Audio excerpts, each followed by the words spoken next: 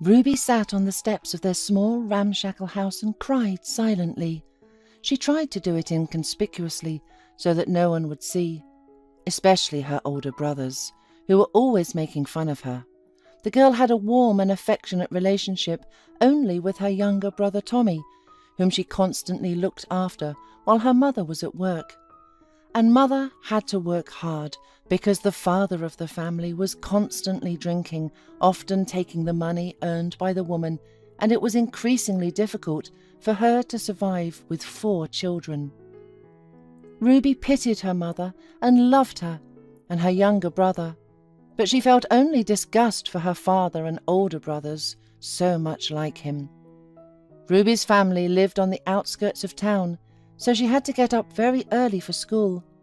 But the girl was only glad to get out of the house as soon as possible, and if it were not for Tommy, who needed attention, then she would not hurry back. At home, Ruby helped her mother in everything, and by the time she was 14, she was able to do all the housework. There was barely enough money in the house for food, new clothes were rare, and the children wore what was given by kind neighbours who knew about the difficult situation of the family. Ruby was seriously interested in painting, and she turned out incredibly beautiful drawings. She could spend hours admiring nature and tried to transfer this splendour on paper. Her mother supported her hobby and always found the money to buy paints and paper for her daughter, but she was unable to pay for her education in art school. Ruby took it easy because she knew they could not afford much, but since then the girl had a cherished dream. At school, Ruby practically did not communicate with anyone, as she was embarrassed that someone would know the details of her life. So she had no friends, and most of her classmates just laughed at her or didn't notice her at all. One day, when she came back from school, Ruby saw her father turning the whole house upside down, searching for money for drinking, and even hitting his mother, while little frightened Tommy was crying non-stop. At that moment, Ruby felt madly sorry for her mother, and a feeling of hatred for her father swept over her. "Mum, why do you put up with all this? How much longer can it be?" Once again, Ruby asked her mother. "Daughter, I understand it myself, but where will we go? You know that I do not have relatives, and we will have nowhere to live, so we have to endure," sadly replied the woman, having just calmed down the younger son. Ruby thought for a moment and then said excitedly, "I dream that someday I will become a well-known artist, leave here and take you and Tommy with me, so that all of this terrible nightmare will be over. Do you think my dream will ever come true?" The mother looked at her daughter, held her close and assured her that all her dreams would surely come true. The main thing was to believe and hope. They sat outside the house for a long time, talking and dreaming about how beautiful their lives would be one day. But it was time to go back, and when they got home they were horrified to see the house was in chaos. Ruby rushed to her things and realized with horror that they were all torn, and that she would not even have anything to wear to school tomorrow. Ruby looked at her mother in tears, and the woman also had tears streaming down her cheeks. But she quickly pulled herself together and soothed the sobbing Ruby, telling her that by morning she would mend everything so that no one would notice. "Why is he doing this to us? Why doesn't he love us?" "It's not like that. He just doesn't understand what he's doing. His addiction has taken him over completely." The mother tried to somehow justify the father, although she herself had long understood that he was degraded and impossible to live like that. But she had nowhere to go away from him either. Her elder sons were happy with everything, and they warned her at once that in case of divorce that they would stay with their father. And he wasn't hurting them, because they were old enough to fight him back, so the man most often took his anger out on the wife and the younger children. The next morning, Ruby, wearing a sweatshirt and skirt carefully mended by her mother, calmed down a little and went to school. On the way, she saw posters announcing an exhibition of paintings by famous artists. The girl stopped and thought dreamily. She thought to herself, "I wish I could go there and see the paintings of professionals." But she had no money to get in. Sighing sadly, she wandered on to school, not knowing that she would remember this day for the rest of her life. At first, all was quiet. The lessons went at their own pace, and during the breaks Ruby drew. She carried her folder of drawings with her always. But when in chemistry class, she had to come up to the blackboard. A wave of laughter swept through the classroom.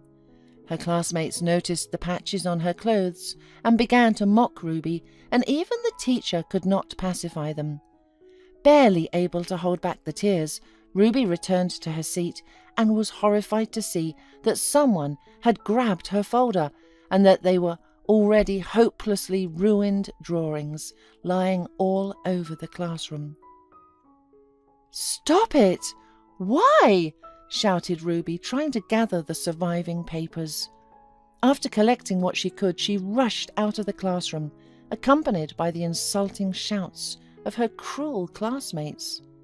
Ruby spent the rest of the day in the office of the nurse. The woman knew the girl's family history and always felt sorry for her.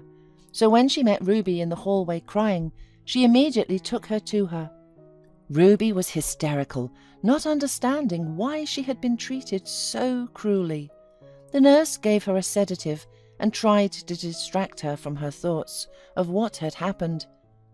Calmed down, Ruby waited until after the last session, when all her classmates had gone far ahead, and only then decided to leave the school and walk toward home. The girl slowly wandered far behind everyone and thought about how could she go to school now, because the taunts against her would not stop, and she was no longer able to stand it. Suddenly Ruby noticed that the boys from her class had stopped ahead of her and surrounded an elderly man who was lying on the ground. The man tried to get up, but to no avail, and instead of words he let out some unintelligible mooing, which made the boys around him laugh. "He's so drunk he can't even stand up," someone shouted, and everyone laughed in unison. But Ruby knew at once that the man was not drunk. She knew very well how a man looks in this state. The lying man was really in some kind of trouble. His classmates quickly lost interest to the man, and after throwing a few more insulting phrases at the man, they left. Ruby quickly ran up to him, who had already given up trying to get up and was lying motionless. "Are you unwell? Can I help you?" the girl asked, kneeling beside him. The unfortunate man mumbled and with a nod of his head pointed to his pocket, which contained a cell phone. Ruby immediately understood everything and took out the phone, called an ambulance. She put the man's head in her lap and muttered, "Don't worry, you will soon get help. Meanwhile, I'll be with you, so don't get scared, okay?" The man nodded. Ruby tried to talk to him the whole time until the ambulance arrived. The girl had seen once in a movie that the main thing for a person in a serious condition was not to let him lose consciousness or fall asleep. So she tried to put this into practice. Ruby had time to tell him about everything: her family problems, her passion for painting, what happened at school today, and how hurt she was to hear what her classmates said. When the ambulance arrived, Ruby promised to visit him by all means. Waiting for the weekend, the girl immediately ran to the hospital.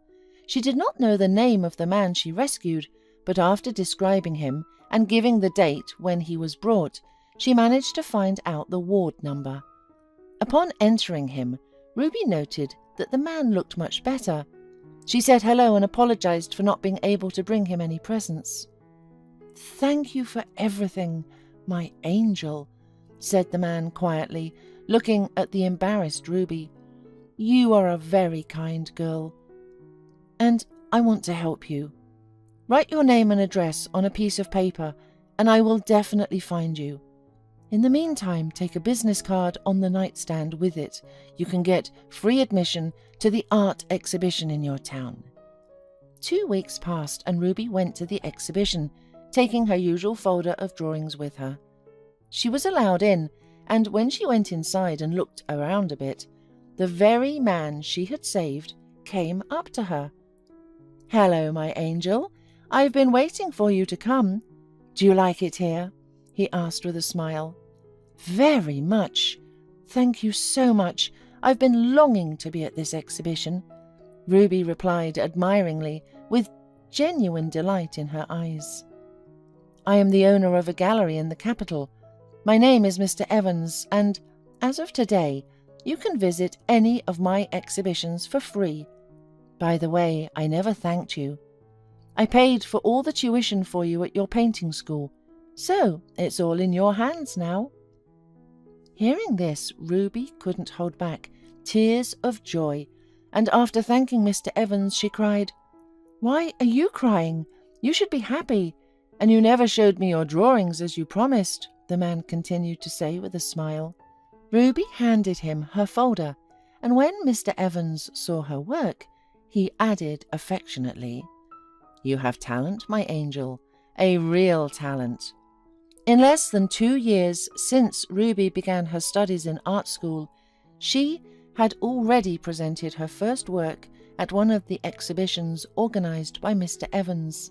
The paintings were bought immediately, and with the proceeds, Ruby was able to take her mother and younger brother and move away from her father to a rented apartment. Mr. Evans was in constant contact with Ruby and became attached to her as if she was his own granddaughter. By the time Ruby was graduating, she was already very popular as a young artist. Soon she left her hometown to work in the capital, but she didn't regret it in the slightest, since her close people were there and limitless possibilities and interesting life full of happy moments were ahead of her, which she had dreamed of so long ago.